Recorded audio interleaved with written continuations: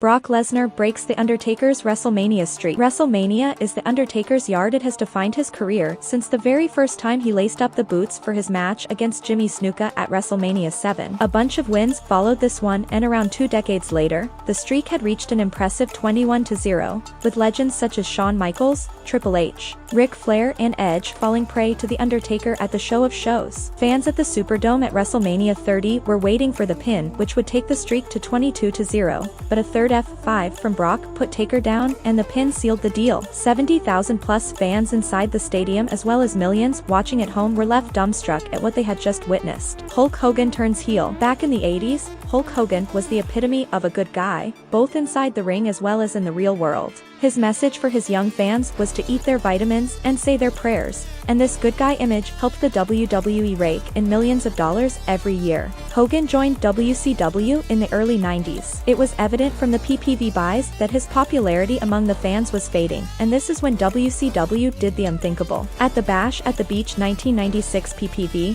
Hogan turned heel by joining Scott Hall and Kevin Nash, the brand new villains, and formed the New World Order. This association proved to be highly successful as WCW beat WWE in TV ratings for more than 80 weeks straight. DX invades WCW. During the peak of the Monday Night Wars, WCW and WWE were doing whatever they could to best the competition. WCW even went ahead and started giving out results of WWE Raw before the taped show telecast got telecast on TV. WWE's fan favorite faction, DX, took this war a step ahead and invaded a WCW event. Complete with a tank and a microphone to spew out verbal insults at the competition, the DX army headed straight towards the entrance, which led to the arena. The gates were closed shut just before the tank could go in, and DX, led by WWE legend Triple H, returned back after giving the fans a moment to remember forever. CM Punk's pipe bomb. Punk, who had become one of the most popular superstars of the WWE, was on his way out of the company with his contract expiring on July 17,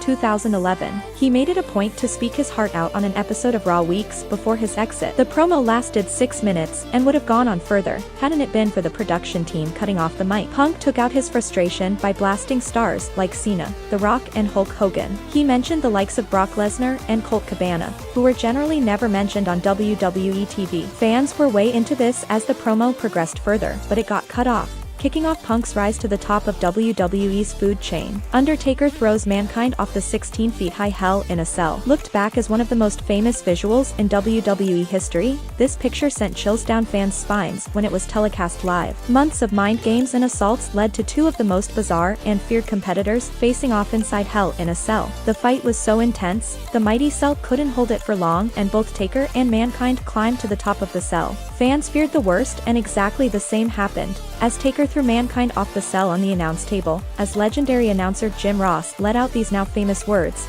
"As God is my witness. That man's broken in half." The Montreal Screwjob. When Bret Hart got a lucrative multi-million-dollar contract from WCW, he decided to leave WWE, with his final match being at Survivor Series 1997 in his home country of Canada. Bret wanted to leave the promotion as champion and requested the promoter, Vince McMahon, to let him win the bout, and he would relinquish the title the next night on Raw, to which Vince agreed. During the final moments of the match in front of a hot crowd, Shawn Michaels put Bret's signature move, the sharpshooter, on him, and the referee, Earl Hebner, asked for the bell. The match was finished and Bret Hart was screwed out of the WWE title. Owen Hart falls to his death in front of thousands of fans. At the Over the Edge PPV in 1999, Owen Hart was about to descend down to the ring as the Blue Blazer, which was part of his entrance. Something went horribly wrong, and as fans watched in horror, Owen Hart fell from the rafters inside the ring. EMTs rushed to the ring amidst screaming fans. Minutes later, Jim Ross announced to the live crowd and the fans watching at home that Owen Hart had tragically died. Mainstream media covered the news extensively as a booming career fell short owing to an unfortunate accident. Vince McMahon buys off WCW. There came a time during the late 90s when Ted Turner's WCW almost put WWE out of business. WCW's popularity among the fans forced the WWE to change their product and target the adult demographic instead of children. The move succeeded, and Raw got its viewers back with the passage of time. wrestling. On the other hand, WCW began running out of ideas and by early 2001,